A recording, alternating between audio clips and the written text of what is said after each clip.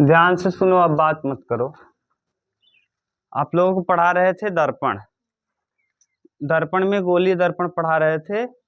कांच के खोखले गोले का भाग होता है, गोलीय दर्पण कांच के खोखले गोले का भाग होता है, जिसका एक पृष्ठ क्या होता है, परावर्तक, तथा दूसरे पृष्ठ पर कलई होता है। ये बता दिए थे। आपको पढ़ा रहे थे इसमें दो प्रकार का दर्पण होता है, एक को अवतल कहते हैं और एक को अवतल माने जिसका तल धंसा हुआ हो उसे हम अवतल दर्पण कहते हैं, और जिसका तल उभरा हुआ हो उसे उत्तल। उभरा हुआ तल से परावर्तन अगर हो तो उत्तल दर्पण, और धंसे हुए तल से अगर परावर्तन हो तो अवतल दर्पण कहते हैं। अवतल दर्पण में 6 कंडीशन प्रतिबिंब बनाने का था। 6 के 6 कंडीशन हम आपको बता दिए थे।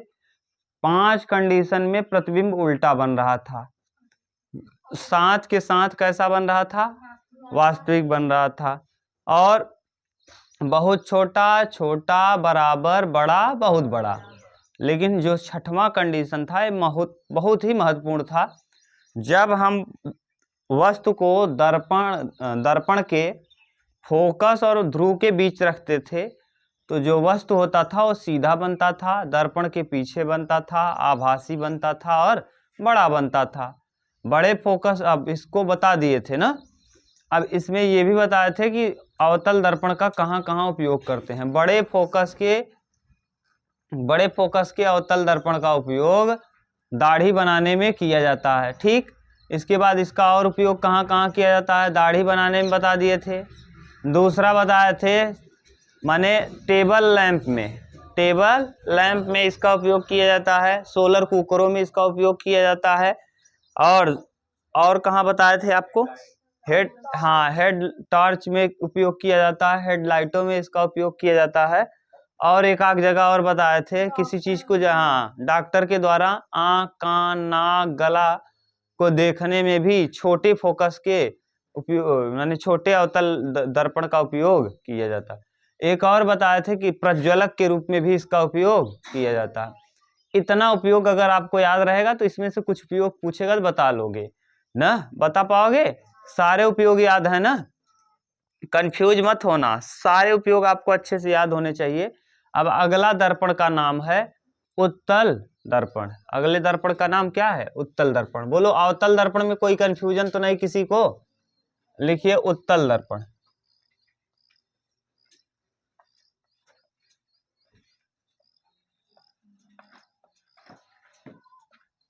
उत्तल दर्पण अंग्रेजी में इसको कहते हैं कॉन्वेक्स मिरर। कोई कंफ्यूजन तो नहीं कॉन्वेक्स मिरर में? अब देखिए, अब पहले उत्तल दर्पण कहते किसे हैं? ऐसा गोलीय दर्पण जिसका एक पृष्ठ उभरा हुआ हो तथा उभरे हुए भाग से परावर्तन हो, तो उसे हम क्या कहेंगे, उत्तल दर्पण। उत्तल दर्पण के द्वारा प्रतिबिंब बनना, प्रतिबिंब का बनना।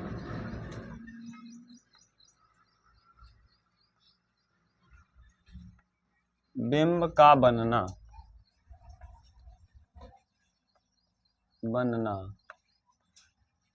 ठीक। इसमें देखिए 2 कंडीशन इसमें भी आएगा। इसमें भी कितना कंडीशन, 2।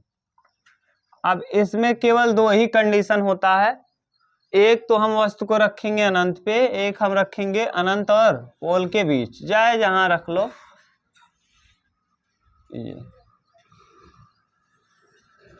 वस्तु और प्रतिबिंब, यहां लिखेंगे वस्तु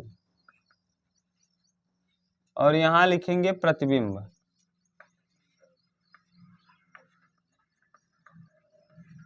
वस्तु और प्रतिबिंब, क्लियर?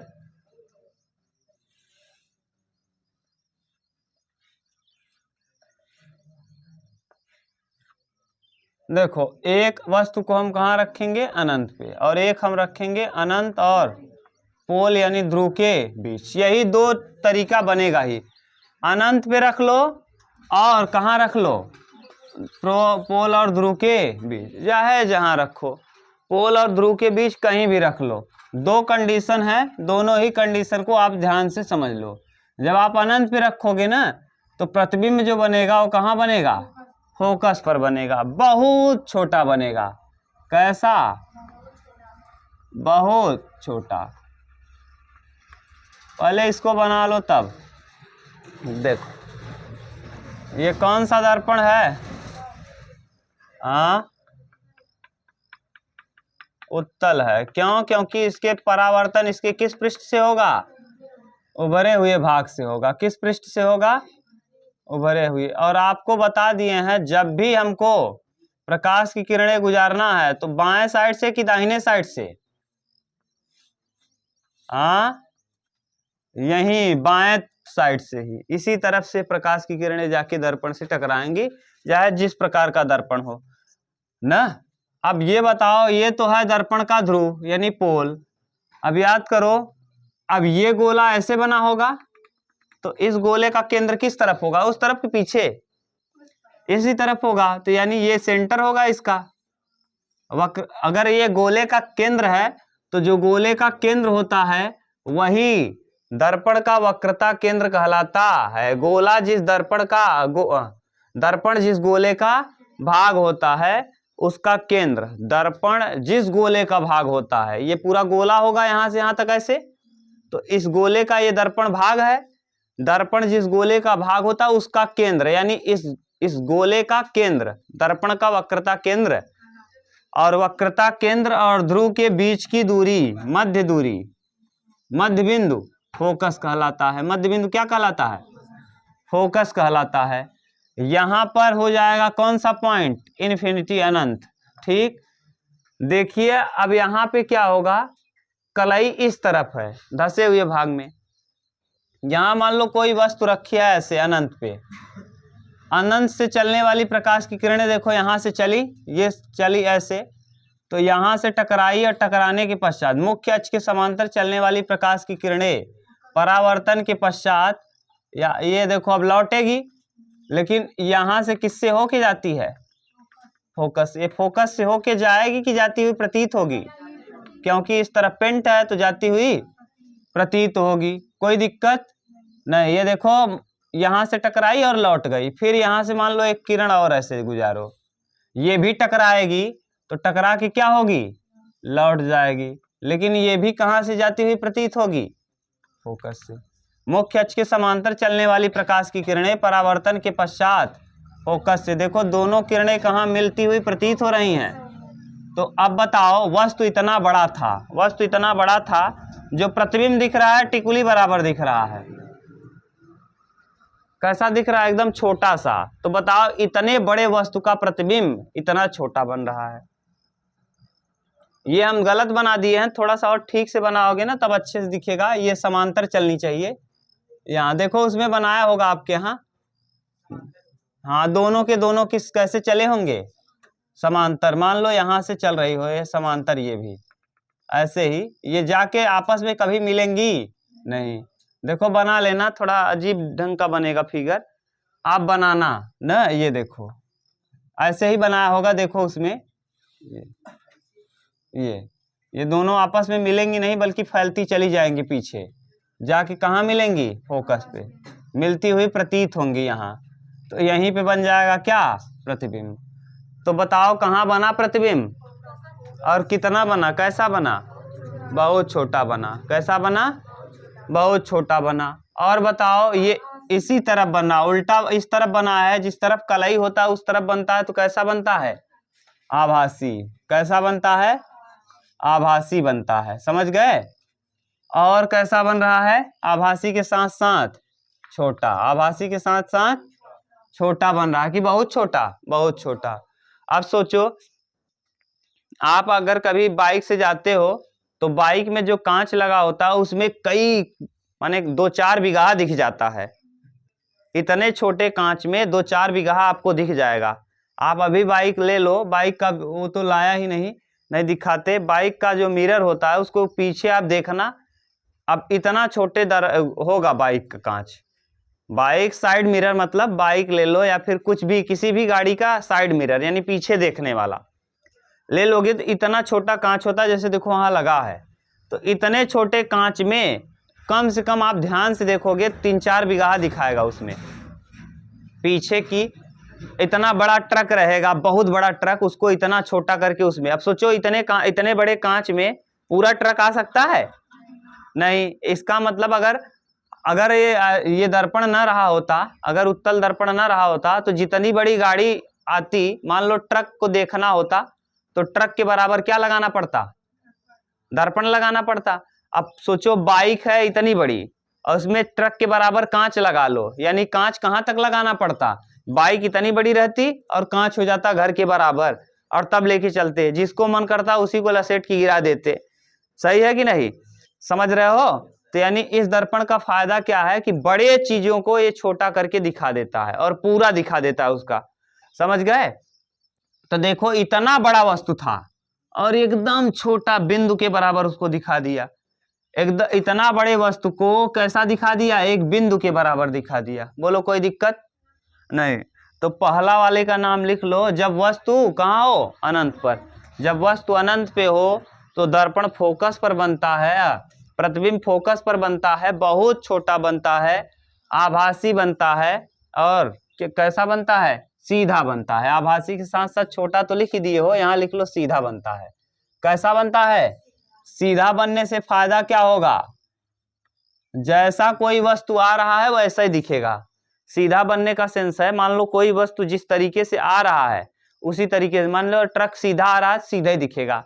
और अगर मान लो अवतल में देखते तब पहली बात तो बड़ा दिखाता और दूसरा उल्टा दिखाता, चक्का के बल नहीं बल्कि सर के बल वो आता हुआ दिखता। तो समझ गए? तो इस दर्पण में वस्तु कैसा दिखाई पड़ता है? सीधा, छोटा, वस्तु से छोटा, आभासी। आभासी मतलब वास्तव में आपके कांच में दिख रहा, वास्तव में है कि ये कांच में दिख रहा, आभासी उसका प्रतीत हो रहा है, आभासी। उतार लो इसको। पहला ये कंडीशन है।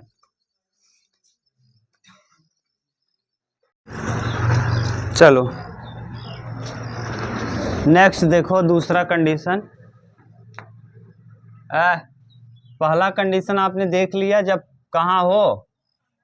अनंत पर हो। देखो हम इसको और अच्छे से लिख दे रहे हैं। क्या क्या कंडीशन आपको याद करना है? दो ही बनेगा। वस्तु को आप कहाँ रख रहे हो? वस्तु की स्थिति यहां लिख दे रहे हैं। वस्तु के बाद प्रतिबिंब,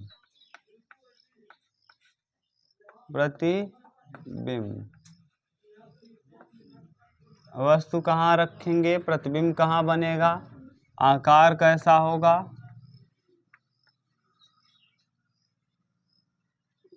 और स्वरूप कैसा होगा। और ये देखो दो ही जगह पे रखना है। वस्तु कहाँ रखेंगे आप, प्रतिबिंब कहाँ बनेगा, फोकस पे बनेगा। कैसा बनेगा? आकार उसका होगा बहुत छोटा, बहुत। स्वरूप उसका कैसा होगा? आभासी। ठीक, और कुछ है इसमें लिखना? बस स्वरूप होगा आभासी और सीधा, और कैसा? आभासी के साथ साथ सीधा भी होगा। क्लियर? ये पहली स्थिति है। ये एक और स्थिति है दूसरी। उत्तल दर्पण में केवल कितना प्रतिबिंब बनता है? दो ही प्रतिबिंब। वहां 6 बन रहा था, यहाँ केवल दो बनता है। यहाँ रटना भी नहीं है, इसमें केवल 2। उसमें रटना था, इसमें रटना नहीं है। क्यों नहीं रटना है? क्योंकि यहाँ 2 ही बनता है।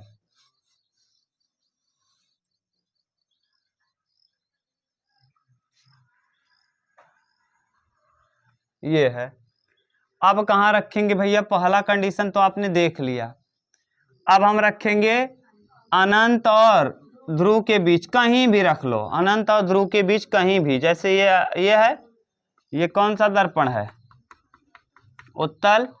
ये देखो यहाँ आया, ये है मान लो फोकस, ये पोल है, ध्रुव है, ये इसका फोकस होगा, ये वक्रता केंद्र होगा और आगे अनंत होगा।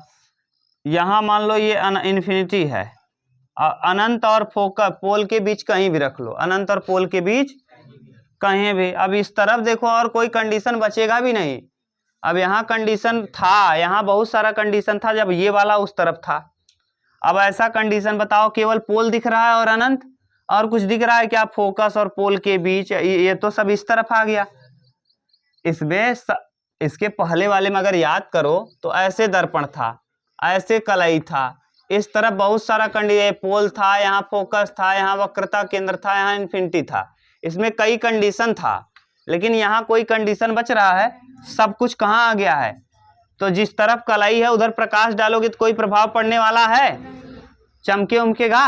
अरे कांच के आगे लगाओगे तब जिस तरफ लकड़ी लगी होती है शीशे में या प्लास्टिक लगा होता है उस तरफ प्रकाश डालोगे, किसी को आंख पे चमकेगा? तो इस तरफ तो कोई चमकने का चांस ही नहीं, इस तरफ क्योंकि ये सब कलई है, चमकेगा केवल पीछे ही। तो दो ही कंडीशन बचा, एक अनंत और दूसरा अनंत और पोल के। अब यहाँ पोल पे रख नहीं पाओगे क्योंकि कचवे पे रख दोगे तो कहाँ प्रतिबिंब बनेगा? कांच पे ही रख दोगे तो प्रतिबिंब बनने का चांस है।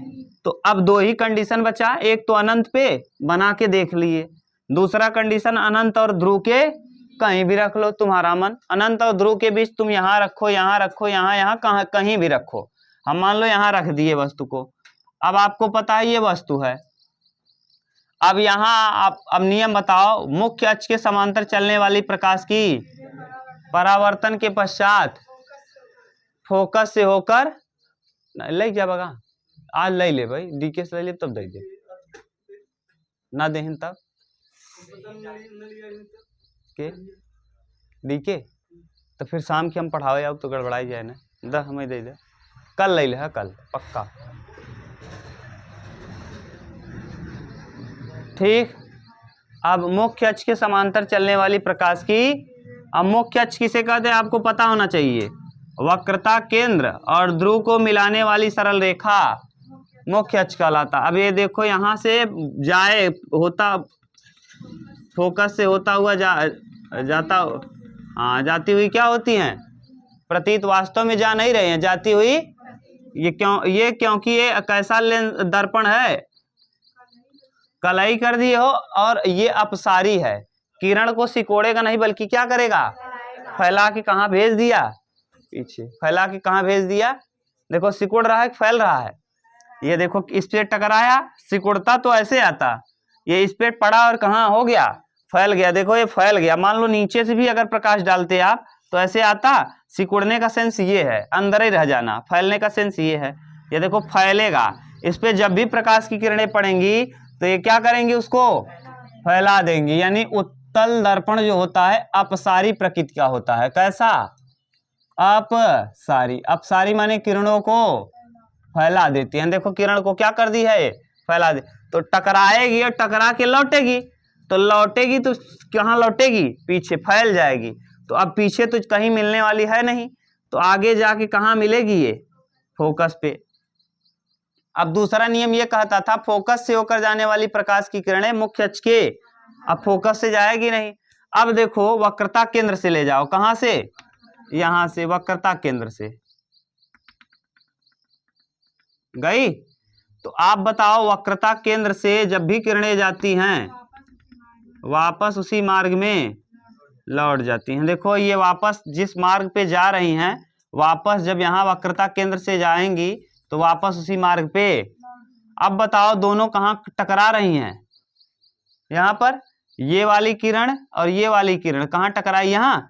तो देखो प्रतिबिंब बनेगा यहीं पे। कैसा बना? छोटा, उतना छोटा, बहुत छोटा नहीं। अब इस बार कैसा बना? छोटा। और ध्रुव और फोकस के बीच, तो ध्रुव और फोकस यानी पोल और फोकस के बीच बना, छोटा बना, बहुत छोटा नहीं, छोटा बना। और कैसा बना? अभी भी आभासी बना। कैसा बना? आभासी। अभी भी कलई के तरफ ही बना है, आभासी। और कैसा बन गया? सीधा। आभासी सीधा। समझ गए? ये है किस दर्पण के द्वारा बनना? उत्तल दर्पण। तो उत्तल दर्पण में दो ही स्थितियां ही हैं, एक अनंत पे रखना और एक ध्रुव और अनंत के बीच रखना। बोलो कहीं दिक्कत हो तो बताओ।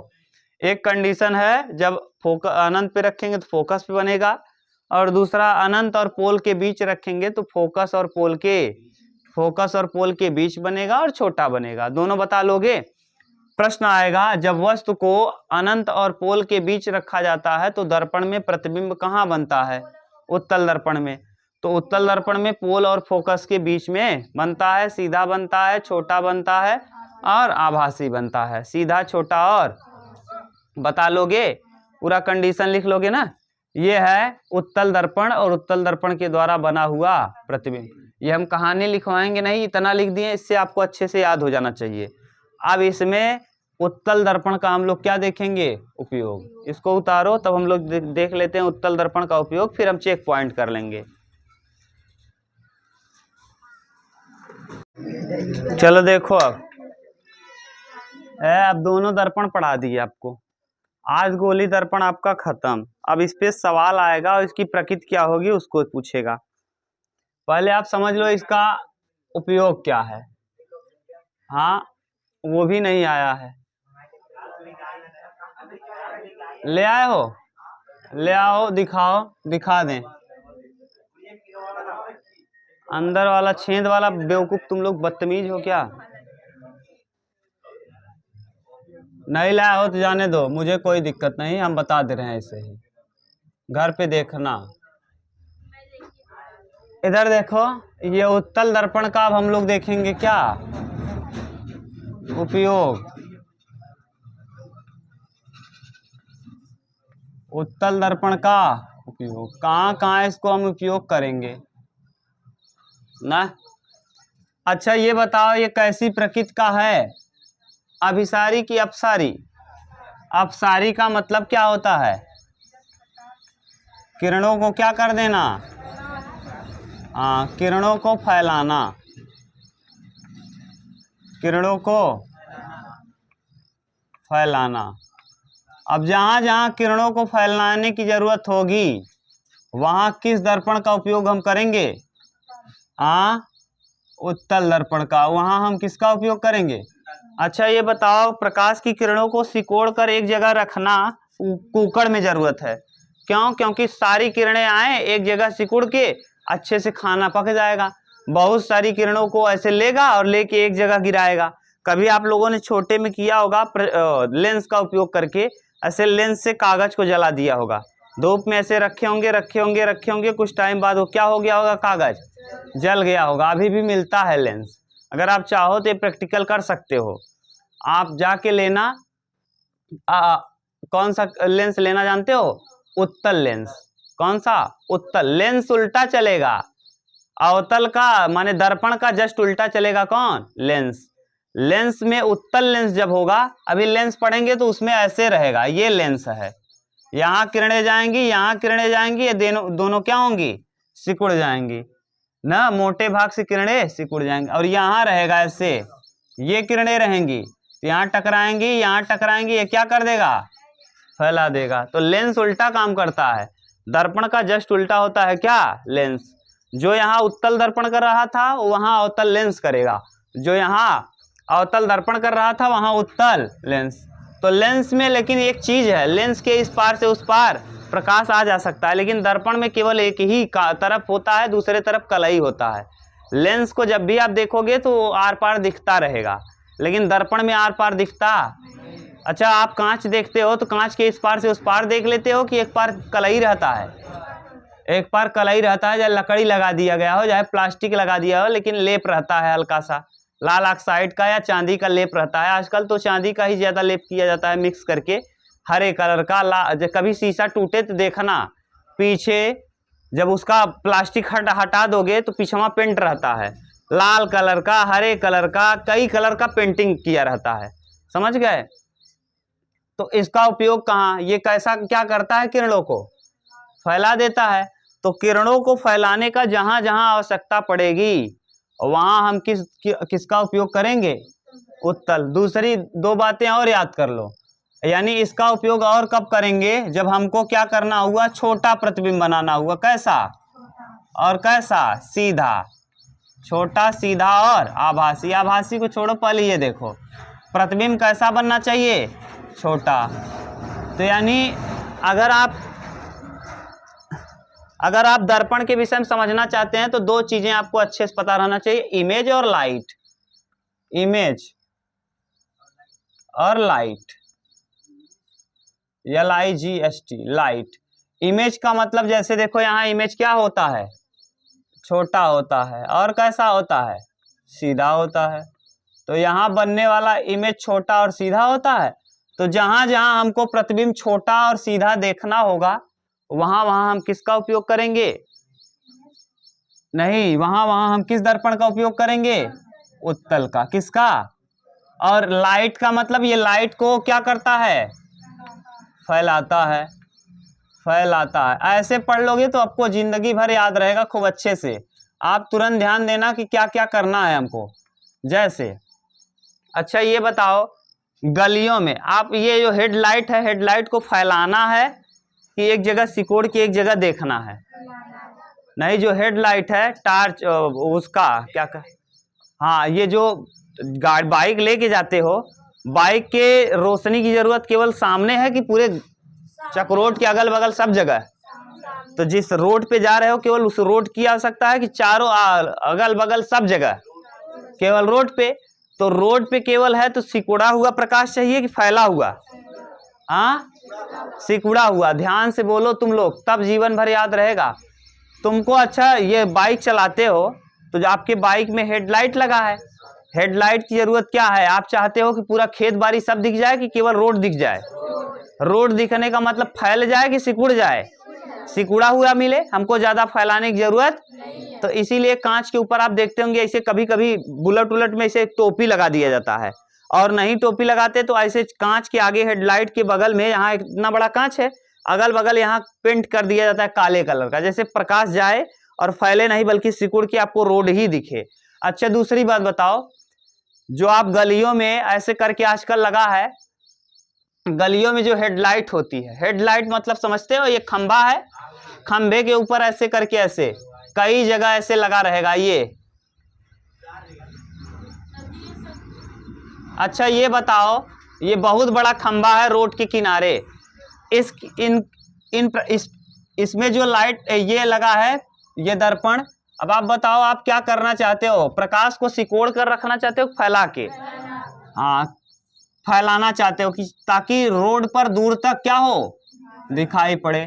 तो बताओ किरणों को फैलाना चाहते हो कि सिकोड़ना चाहते हो? तो फैलाने के लिए किसकी जरूरत पड़ेगी, अवतल दर्पण की। तो अब आप देखना जाके जो जो आपके यहाँ लगा है, अभी हमारे टेबल पे भी लगा है, टेबल पे बहुत बड़ी लगी है, और वहाँ ऐसे, हाँ आजकल तो शहर गांव में लग गया है, जहाँ मेन हब होगा वहाँ लगा दिया जाता है। बहुत बड़ा खंभे में इतना बड़ा लाइट, दो दड़ बराबर, 2-3-4 ठू, आजकल 3-3-4-4 ठू लग जा रहा है, एक इधर भी लग जा रहा है, एक इधर भी लग जा रहा है। ये इधर लगा दो एक, और एक ऐसे लगा दो, ऐसे करके आपको दिख रहा होगा 4 ठू। अब ये बताओ गली, ये जो गली मोहल्ले में लगने वाला लाइट है, क्या आदमी चाहता है कि एक जगह ऐसे नीचे में दिखे एकदम केवल, कि चारों तरफ फैल के दिखे? आप प्रकाश चाहिए आदमी को गली में, तो गलियों में जब इसको लगाओगे तो पूरा गली उजरार रहना चाहिए। तो पूरे गली को उजरार करने के लिए प्रकाश की किरणें सिकुड़नी चाहिए, फैल जानी चाहिए। तो फैलाना है, तो फैलाने का काम कौन करता है, कौन करता है, उत्तल। तो उत्तल दर्पण का उपयोग हम कहाँ करते हैं, गलियों में लगे हुए लाइटों में, है ना, गली में लगे हुए क्या, लाइटों में। तो गली में लगे हुए लैंप, गली में, गली व मोहल्ले, गली व मोहल्ले में लगे हुए किसमें, लाइटों में।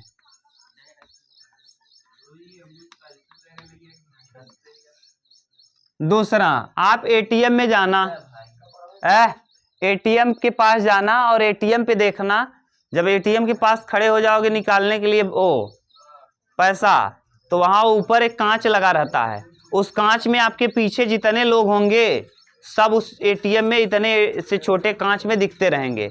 तो वहां भी आप बताओ, आपके पीछे जितने लोग हैं सब दिखने चाहिए आपको कि नहीं?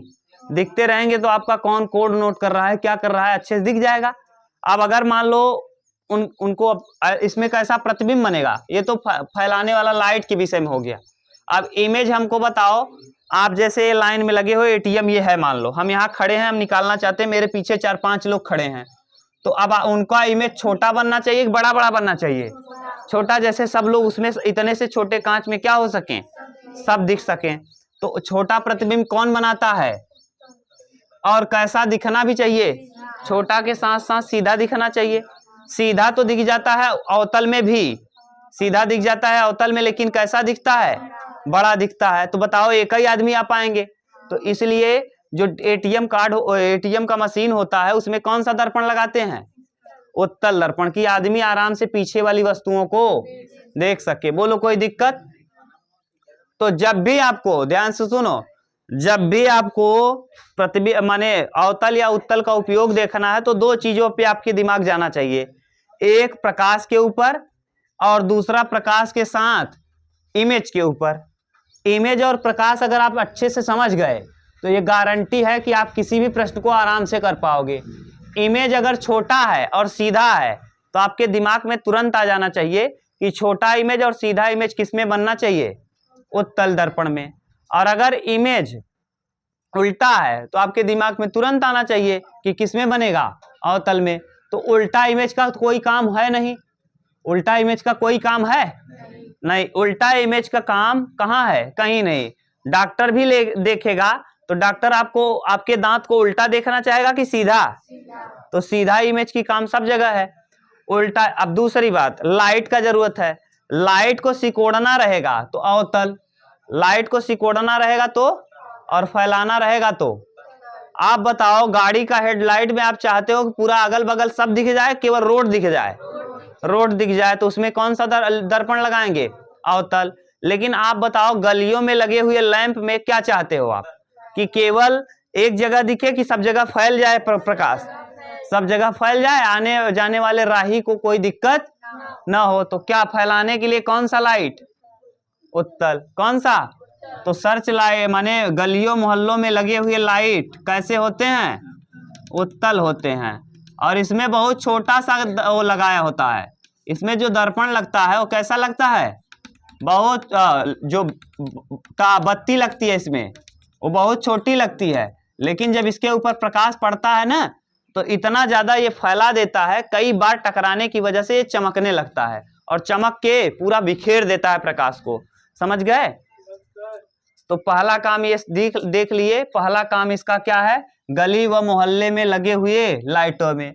एटीएम के मशीन के ऊपर लगा रहता है कि पीछे वाले लोगों को आप आराम से देख सको। अब पीछे वाले लोगों को देख सको और सीधा देख सको, ये नहीं उल्टा देख सको। कैसा देख सको? और छोटा, अब छोटा रहेगा तो 5-6 लोग पीछे रहेंगे तो सब आ जाएंगे इतने बड़े में, और अगर बड़ा रहेगा तब एक ही लोग। जैसे अब ये देखो, ये दर्पण लाए हैं, अब इसमें जरा ध्यान से देखो कितने लोग दिख रहे हो?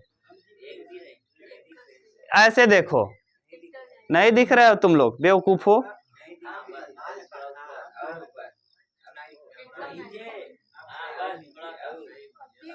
कितने लोग दिख रहे हो? सोचो इतना छोटा कांच है। अब देखो यहां दिखा, जाने दो। इतने छोटे कांच में सबके, अब छोड़ो, हमको देखो इसमें दिख रहे हैं। हाँ देखो, इतने छोटे कांच में पूरा कवर कर रहा है सबको। तो बताओ, इतने छोटे कांच में बहुत सारे लोगों को कवर करना है। अगर इतने छोटे कांच में बहुत सारे लोगों को कवर करना है तो छोटा इमेज बनना चाहिए, प्रतिबिंब कैसा बनना चाहिए? छोटा छोटा बनेगा तभी तो सब आ पाएंगे। तो छोटा प्रतिबिंब किसमें बनता है?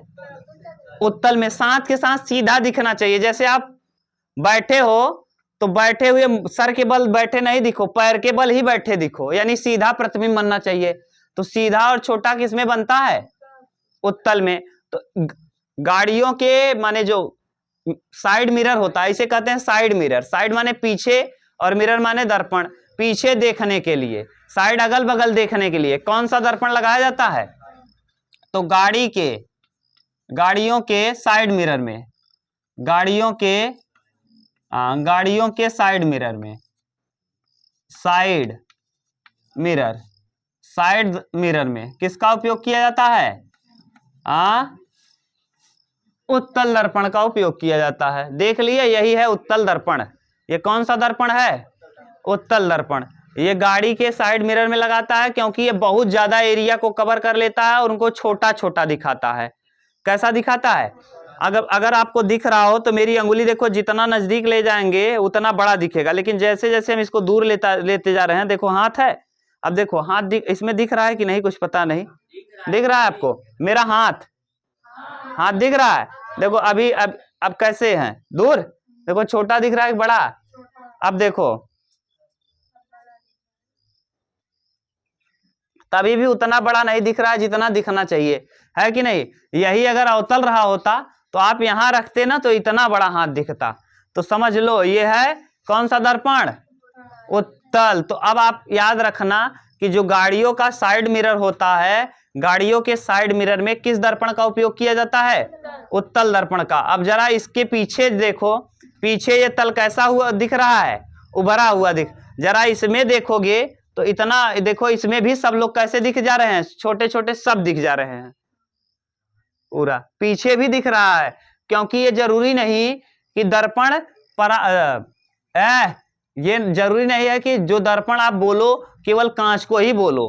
वो परावर्तन किसी भी चीज से हो सकता है, लेकिन कांच से थोड़ा आसानी से हो जाता है और साफ हो जाता है। यहां भी सब लोग दिख रहे हो, ऐसे कर रहे हैं तब भी सब लोग दिख रहे हो लेकिन साफ दिख रहे हो, ऐसे कर दे रहे हैं तब भी सब लोग दिख रहे हो ना। लेकिन कैसे देखो, बैग वैग सबका दिख रहा है लेकिन साफ नहीं दिख रहा है। तो परावर्तन तो चिकने सतह सबसे हो जाता है, लेकिन ज्यादा अच्छा परावर्तन किससे होता है? कांच से। इसीलिए कांच का उपयोग हम लोग ज्यादा, यहां से भी परावर्तन हो रहा है, देखो मोबाइल दिख जाएगा, लेकिन इस तरफ से जितना अच्छे से दिख जाएगा उतना अच्छे से इस तरफ से नहीं दिखेगा। दिख रहा है? देखो समझ गए, मोबाइल दिख रहा होगा, हाँ मोबाइल दिख रहा होगा ना। और अब देखो, ठीक ये है। बस अब आपको समझ में आ गया होगा कि अवतल दर्पण किसे कहते हैं, और उसको रखो ठीक से, टूटना ना पाए, यहीं रख दो। अब आप समझ गए कि अवतल दर्पण क्या है, उत्तल दर्पण क्या है। अवतल दर्पण का उपयोग हम कहाँ करते हैं? उत्तल दर्पण का उपयोग जहां इमेज हमको छोटा बनाना हो, कैसा? सीधा बनाना हो और छोटा, तो वहां हम किसका उपयोग करेंगे? उत्तल। और जहां हमको किरणों को फैलाना हो वहां हम किसका उपयोग करेंगे? उत्तल। लेकिन अगर किरणों को सिकोड़ना हो, अब बताओ लाइट ज्यादा चाहिए, जैसे खाना पकाना है तो खाना पकाने के लिए लाइट माने गर्मी ज्यादा चाहिए कम कम। अब कोई किरण फैल जाएगा तब कम गर्मी लगेगा, कई जने के ऊपर ऐसे पड़त रहता है एक ही जगह। तो बताओ अगर सोलर कुकर लेना चाहते हो, सौर ऊर्जा से बनने वाला कुकर लेना चाहते हो, तो किरणों को आप फैलाना चाहोगे कि एक जगह सिकोड़ के अच्छे से रखना चाहोगे? एक जगह सिकोड़ के, जब इतना दूर का प्रकाश आएगा ऐसे पकड़ेगा, वो नीचे एक ही जगह रखेगा, तो क्या होगा उसमें खाना जल्दी से पक जाएगा। तो यानी दूसरा अवतल। अब देखो दोनों को हम कंक्लूड कर दे रहे हैं, यानी अगर सिकोड़ना हो, सिकोड़ने का सेंस अभिसारी, अभिसारी का मतलब होता है अवतल दर्पण, अवतल दर्पण। तो अवतल दर्पण में हम किसका उपयोग? अभिसारी माने किरणों को सिकोड़ना। तो जहां जहां हमको किरणों को एक जगह सिकोड़ना होगा वहां किसका उपयोग करेंगे? अभिसारी। तो किरणों को सिकोड़ना,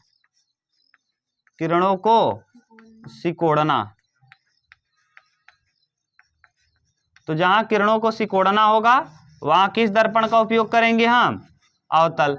और इसमें देखो इसके इमेज बिहेवियर और लाइट, इमेज और लाइट, इसका इमेज कैसा होता है, लाइट कैसा होता है? अभिसारी, यानी किरणों को क्या करता है? सिकोड़ता है। और ये क्या करता है? ये इसका इमेज जो बनता है सब उल्टा बनता है, तो उल्टे की जरूरत नहीं है, एक जगह सीधा बनता है। कैसा? सीधा, लेकिन बड़ा बनता है। कैसा बनता है? बड़ा। तो जब हमको सीधा देखना हो और किसी चीज को बड़ा करके देखना हो तो हम किस दर्पण का उपयोग करेंगे? और सीधा देखना और छोटा देखना हो तो अब दांत सीधा भी दिखना चाहिए और बड़ा भी दिखना चाहिए, जैसे दांत का डॉक्टर उसको अच्छे से देख सके। अब बताओ सीधा तो दिखे लेकिन बहुत जितना बड़ा दांत रहा उसे छोट दिखाई लगा तो कर छेद डॉक्टर देख पाए? नहीं देख पाएगा। तो सीधा भी बनना चाहिए और कैसा बनना चाहिए? तो दांत इतना बड़ा है, बड़ा दिख जाए तो आराम से डॉक्टर देख लेगा। कान का फोड़ा देखना है तो ऐसे पकड़े कान को अच्छे से देख ले, तो कौन सा दर्पण लगाएगा? सीधा दिखना चाहिए, बड़ा दिखना है अवतल। गला देखना है, गले में कोई दिक्कत है, आप आओगे तो कैसा दिखना चाहिए? बड़ा भी दिखना चाहिए और सीधा भी दिखना चाहिए। आंख, कान, नाक, गला, इन सब में किसका उपयोग करते हैं? अवतल। और अगर मान लो हमको चल रहे हो रोड पे तो जो आपका लाइट लगा है हेडलाइट, वो कैसा होना चाहिए? किरणों को फैला देना चाहिए कि सिकोड़ देना चाहिए? केवल रोड देखना चाहते हो, पूरा संसार देखना चाहते हो? रोड। तो रोड देखना है तो किरणों को कैसा करना है? सिकोड़ना है। तो ये क्या है? अवतल। तो अब आपको अवतल और उत्तल समझ में आ गया होगा। अब आप लाओ हम चेक पॉइंट पूछ लेते हैं। अगला है चेक पॉइंट। लाओ चेक पॉइंट बता दें, फिर संयुग्मी लेंस बता देंगे, संयुग्मी दर्पण। चेक पॉइंट में अब आप बताएंगे, हम पूछ रहे हैं। देखिए, उत्तल दर्पण का उपयोग स्कूटर, मोटर कार आदि वाहनों के साइड दर्पण के रूप में किया जा सकता है, जिससे पीछे की ओर के काफी बड़े क्षेत्र को स्पष्ट और सीधा प्रतिबिंब दिखाई दे सके। तो क्यों? क्योंकि इसमें देखो अभी आपको दिखा भी दिए, इतना छोटा कांच है, इतने लोग हो। अब सोचो इतने कांच में पूरे सब लोग आ जा रहे हो, है कि नहीं? तो क्या कर रहा है? छोटा छोटा छोटा छोटा सबको बना दे रहा है। इतने बड़े बड़े लोग हो, सबको टिकुली बराबर दिखा रहा है, उसमें सबको एडजस्ट कर ले रहा है। टिकुली बराबर, जो माथे में टिकुली लगाई जाती है उतने बराबर दिख रहे हो ना, बिंदी बराबर दिख रहे हो, कुछ भी समझ लो तुम। उत्तल दर्पण का उपयोग गली तथा बाजारों में लगे लैंपों में परावर्तक के रूप में किया जाता है, जिससे लैंप का प्रकाश अपसारी किरण पुंज के रूप में गली तथा सड़क पर काफी दूर तक फैल जाए। देखो फैल रहा कि नहीं प्रकाश? ये लाइट बना भी दिया जैसे आपके दिमाग में क्लियर रहे। क्लियर? आगे अब आपको बताना है चेक पॉइंट 13.2 कह रहा है, वस्तु की निम्नलिखित स्थितियों के लिए अवतल दर्पण द्वारा बने प्रतिबिंब की प्रकृति और स्थिति ज्ञात कीजिए। तो अवतल दर्पण की 6 प्रतिबिंब बनते हैं, 6 स्थितियां बता दिए हैं। जब वस्तु अनंत पर स्थित हो तब, तो जब वस्तु अनंत पे थी तो प्रतिबिंब फोकस पर बन रहा था, याद है? वस्तु अनंत पे थी तो प्रतिबिंब फोकस पे बन रहा था। कैसा बन रहा था? उल्टा बन रहा था, वास्तविक बन रहा था और बहुत छोटा बन रहा था, याद है? ये 6 कंडीशन आपको लिखाए हैं, एक डिब्बे में लिखवाए हैं, उस डिब्बे को देख लेना, हमेशा के लिए तुम्हारा तैयार रहेगा। अब ये 4 कंडीशन इसमें पूछा है, चारों आप करना, देखना जो नहीं समझ में आएगा। दूसरा दिया है, जब वस्तु अनंत तथा वक्रता केंद्र के बीच में स्थित हो, तो फोकस और वक्रता केंद्र के बीच बनेगा, बड़ा बनेगा, उल्टा बनेगा ना, उल्टा बनेगा। अगला और वास्तविक बनेगा। जब वस्तु वक्रता केंद्र व मुख्य फोकस के बीच, वक्रता केंद्र और मुख्य फोकस के बीच रखा हो तो वक्रता केंद्र और अनंत के बीच बनता है, बड़ा बनता है तथा आभासी बनता है। जब वस्तु मुख्य फोकस पर स्थित हो, जब फोकस पे स्थित हो तो अनंत पे बनता है और बहुत बड़ा बनता है, बहुत बड़ा बनता है, उल्टा बनता है और वास्तविक बनता है। ये सब कंडीशन लिखवाए हैं, जाके देख लेना। यदि अवतल दर्पण द्वारा बना प्रतिबिंब वक्रता केंद्र पर बनता है, किस पे बनता है? प्रतिबिंब वक्रता केंद्र पर बन रहा, तो वस्तु दर्पण के सम्मुख कहाँ स्थित होगी? वस्तु की स्थिति और प्रतिबिंब कैसा बनेगा? जब वक्रता केंद्र पे रखेंगे तो वक्रता केंद्र पर ही बनेगा, बराबर बनेगा, उल्टा बनेगा और वास्तविक बनेगा। बता दिए हैं। अवतल दर्पण द्वारा प्राप्त प्रतिबिंब वस्तु की किन स्थितियों में वस्तु से छोटा प्राप्त होता है? अवतल दर्पण में वस्तु से छोटा प्रतिबिंब कब कब बनता है? अवतल दर्पण में 2 कंडीशन बताए हैं, दोनों आप देख लेना। जब आप कहाँ रखोगे? अनंत पे रखोगे तब फोकस पे बनेगा, छोटा, बहुत छोटा बनेगा। और जब अनंत और वक्रता केंद्र के बीच रखोगे तब भी छोटा बनता है। और कहाँ कहाँ बनता है? वह फोकस और वक्रता केंद्र के बीच बनता है। उत्तल दर्पण में वस्तु के प्रत्येक स्थिति के लिए प्रतिबिंब कहाँ व किस प्रकृति का बनता है? उत्तल दर्पण की 2 ही स्थितियां हैं। जब अनंत पे रखेंगे तो फोकस पे बनेगा, बहुत छोटा बनेगा, वास्तविक आभासी बनेगा, सीधा बनेगा। और दूसरा कंडीशन, जब हम वस्तु को अनंत और ध्रुव के बीच रखेंगे तो छोटा बनेगा, आभासी बनेगा, सीधा बनेगा। दोनों स्थितियां यहाँ लिखे भी थे अभी ना। आगे, टेबल लैंपों में शैडो में तथा वाहनों के साइड दर्पण में किस दर्पण का उपयोग? टेबल लैंप में प्रकाश को आप फैलाना चाहते हो, किताब पे रखना चाहते हो? तो किताब पे रखना चाहते हो तो किरण को फैलाना चाहते हो प्रकाश को, कि सिकोड़ना चाहते हो? सिकोड़ने के लिए किस लेंस का उपयोग करोगे? किस दर्पण का? तो सिकोड़ना है तो अवतल दर्पण। आगे, शैडो तथा वाहनों के साइड दर्पण में आप किरण को माने प्रकाश को, माने छोटा इमेज बनाना चाहते हो कि बड़ा इमेज बनाना छोटा? तुम बेवकूफ हो, बड़ा बनाओगे? छोटा इमेज बनाना चाहते हो। कैसा इमेज? छोटा, जैसे ज्यादा कवर किया जा सके। तो अभी बताए हैं वाहनों के साइड मिरर में हम किसका उपयोग करते हैं? उत्तल दर्पण का। क्लियर? ये था पूरा। आप बताओ, ये पूरा चेक पॉइंट था, इसमें कौन सा आपको ऐसा है जो नहीं आया? सब आ रहा है? इस तरह से ये आपका प्रश्नावली हुआ फिनिश। अभी ये वाला केवल 13.2, अभी इसमें बचा है फोकस दूरी तथा वक्रता त्रिज्या में संबंध और चिन्ह परिपाटी। तो आप लोगों को फोकस दूरी और वक्रता त्रिज्या में हम डायरेक्ट संबंध बताएंगे, F बराबर R/2, F बराबर R/2। हाँ, फोकस दूरी बराबर वक्रता त्रिज्या बटे 2। वक्रता त्रिज्या का आधा फोकस दूरी होता है, और आप जानते भी हो, यहाँ देखो अभी आप बनाए भी थे, तो फोकस वक्रता त्रिज्या का आधा था, मध्य बिंदु था। पोल और वक्रता केंद्र का मध्य बिंदु फोकस। तो पोल और वक्रता केंद्र को त्रिज्या भी तो कहते हो। त्रिज्या का आधा दूरी क्या होगा? फोकस होगा। अगर त्रिज्या 8 है तो फोकस कितना होगा? 4। तो ये हम प्रूफ नहीं करवाएंगे। अगर आप प्रूफ कहोगे तो करने को हम कर देंगे, लेकिन अगर आप बोलोगे तब इसकी जरूरत नहीं है प्रूफ करने को, पूछता भी नहीं। अगर आपको मन हो तो बोल देना, कल प्रूफ करवा के तब कराएंगे, नहीं तो हम डायरेक्ट लिखाएंगे F बराबर R/2 और उसी पे सवाल कराना चालू करेंगे।